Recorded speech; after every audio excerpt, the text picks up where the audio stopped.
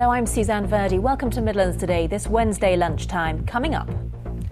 Despite a year of campaigning, fears the schools they fought so hard to protect will...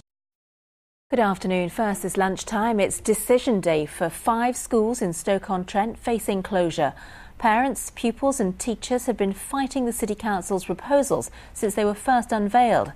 The plan is to cut the number of high schools in the city from 17 to 13 because of falling standards and pupil numbers. Our reporter Liz Copper has spent the morning at one of the schools, Trentham High.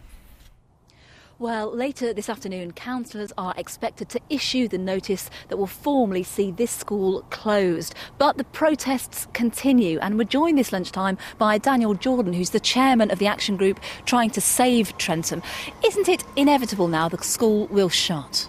We've been told by government officials that this school can remain as part of Stoke-on-Trent's education for their children, as part of the Building Schools for the Future programme, and we hope that councillors will this afternoon take notice of that and keep Trentham within that community.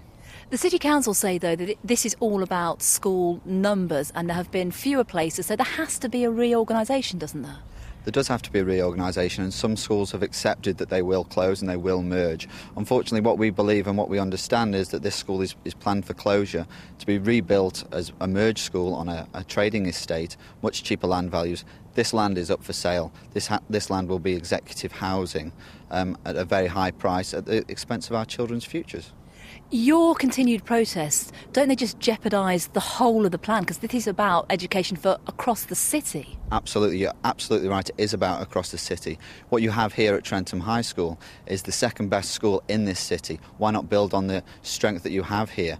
You should be using this as a beacon for the rest of the city. We found out on Friday that we had cooperative trust status from the government, but that has now been revoked.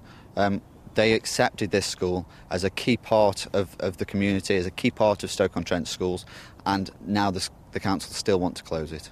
Thank you very much indeed for joining us this lunchtime. We have spoken to the City Council. They've given us a statement. They say the plans will transform education throughout the city, as well as raising aspirations and attainment in young people. The programme is also about providing inspiring learning environments in which teachers feel valued and stretch themselves. It's also about positioning schools at the hub of their communities. We'll have much more on this in tonight's edition of Midlands Today.